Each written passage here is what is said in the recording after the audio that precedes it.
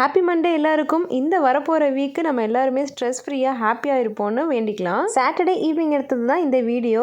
வாங்க குயிக்காக என்ன டின்னர் செஞ்சேங்கிறத பார்த்துடலாமா. பன்னீரில் கிரேவி செய்யணுன்னாலே எல்லாத்துக்கும் ஃபஸ்ட்டு மைண்டில் வர்றது பட்டர் பன்னீர் மசாலா தான். ஆனால் அந்த மாதிரி இல்லாமல் இன்றைக்கி கொஞ்சம் அதிலே வேறு மாதிரி தான் ட்ரை பண்ணியிருந்தேன். ரெசிபி வீடியோ நெக்ஸ்ட்டில் நான் போட ட்ரை பண்ணுறேன். இன்றைக்கி சிம்பிளாக சப்பாத்தி செஞ்சுட்டு அதுக்கு இந்த பன்னீரில் வச்சு ஒரு கிரேவி தான் செஞ்சுருந்தேன். நான் சின்ன பிள்ளையாக இருக்கும் பொழுதுலாம் நைட்டு எப்பொழுதுமே சாதம் குழம்பு காயும் தான் வச்சு சாப்பிட்டு பழக்கம். ஆனால் இப்போ என்னமோ இந்த ஜென்ரேஷனில் உள்ளவங்க டிஃபன் தான் ப்ரிஃபர் பண்ணுறாங்க. மேபி நான் அப்படி கொடுத்து பழக்கனாலையா இருக்கும். உங்கள் வீட்டில் எப்படி நைட்டு டின்னருக்கு சாப்பாடா இல்லை எப்பொழுதுமே டிஃபன் தானாங்கிறத சொல்ல மறந்துடாதீங்க. குட்டீஸ் விளையாட போயிட்டாங்க. அதனால தான் பீஸ்ஃபுல்லாக பாட்டு கேட்டுட்டு நான் மட்டும் தனியாக எவ்வளோ சப்பாத்தினாலும் சுட்டுருவேன். ஆனால் பசங்க இருந்தாங்கன்னா பக்கத்தில் ஏதாவது ஒரு கேள்வி கேட்டுட்டு இருப்பாங்க. அதுக்கு பதில் சொல்லிவிட்டு எனக்கு டைம் போய்ட்டு டயர்ட் ஆகிடும்.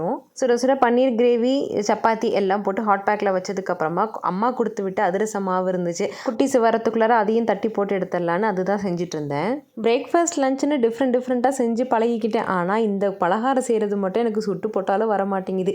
எடுபிடி வேலை வேணால் பக்கத்தில் நின்று செய்வேன் அம்மாவுக்கு. ஆனால் அம்மா டாப்பு அவ்வளோ பலகாரமும் அசால்ட்டாக வீட்டில் போடுவாங்க. மிக்சர் முறுக்கு ஓலை பக்கோடான்னு சொல்லி எல்லாமே. நான் அதிரசம் தட்டி முடிக்கிறதுக்குள்ளே குட்டீஸும் வந்துட்டாங்க. சப்பாத்தி கிரேவி அதிரசத்தையும் சாப்பிட்டுட்டு செம்மையாக தூங்கிட்டோம். நாளைக்கு இன்னொரு மினி விலாகில் பார்க்கலாம்.